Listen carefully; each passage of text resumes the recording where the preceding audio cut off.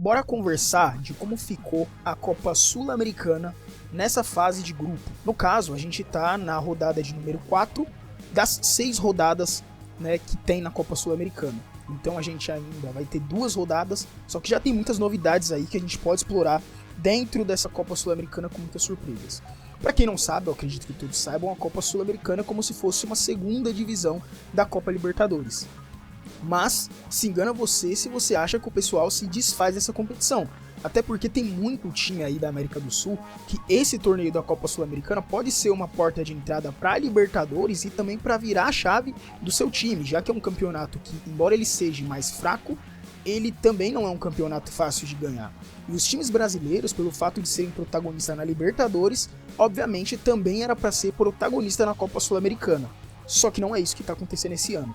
Na verdade, nessa rodada, com tanta surpresa que teve, praticamente nenhum time brasileiro conseguiu sair vitorioso dessa rodada e você vai entender também os possíveis porquês.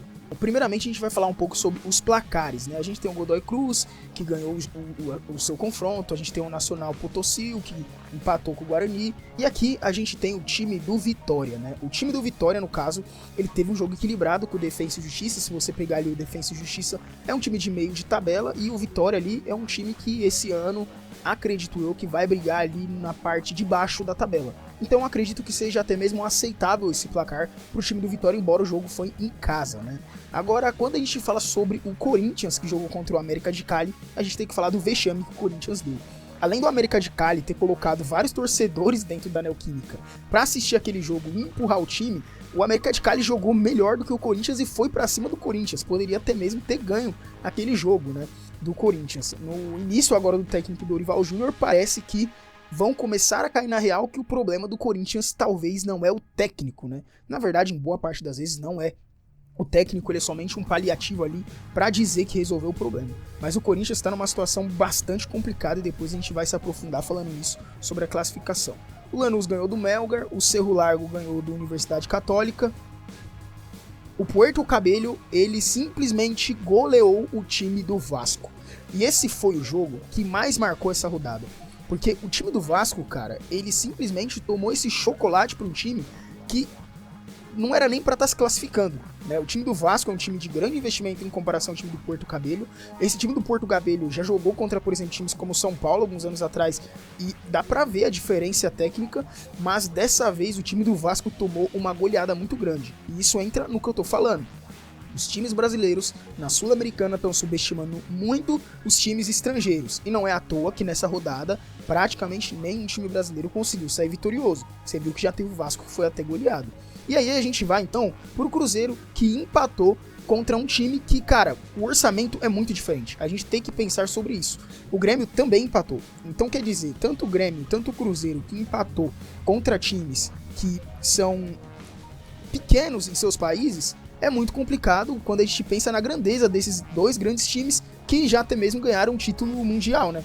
Já o Atlético, ele fez mais feio ainda. Ele perdeu pro time que é o lanterna do campeonato chileno. Isso mesmo, perdeu por 3-2. Tudo bem que foi na casa dos caras, mas não justifica perder para um time que tá na lanterna do campeonato chileno.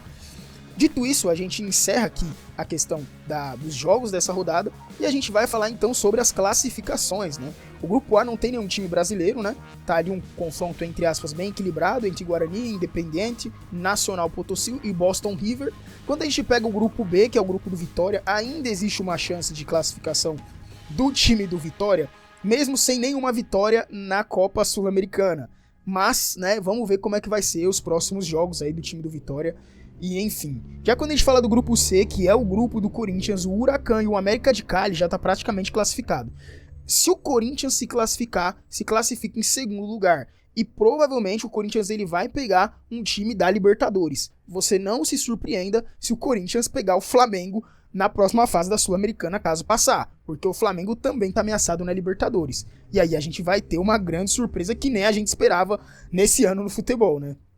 E quando a gente então vai pro grupo do Grêmio, né, por mais que o Grêmio também deu um pequeno vexame, o time do Grêmio tá ali na parte de cima e provavelmente vai se classificar. E o Cruzeiro é uma vergonha, mas tá na lanterna do campeonato, né, tá em quarto lugar no seu grupo com times que nem são tão fortes assim, né.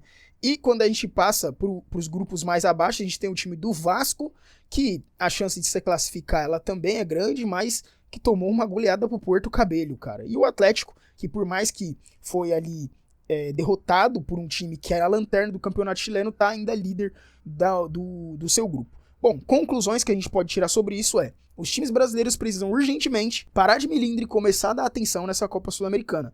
Até porque eu acredito severamente que talvez um time brasileiro não ganhe essa temporada. Bom, esse foi o vídeo de hoje, espero que você tenha gostado, peço que se inscreva-se no canal e valeu, até o próximo vídeo.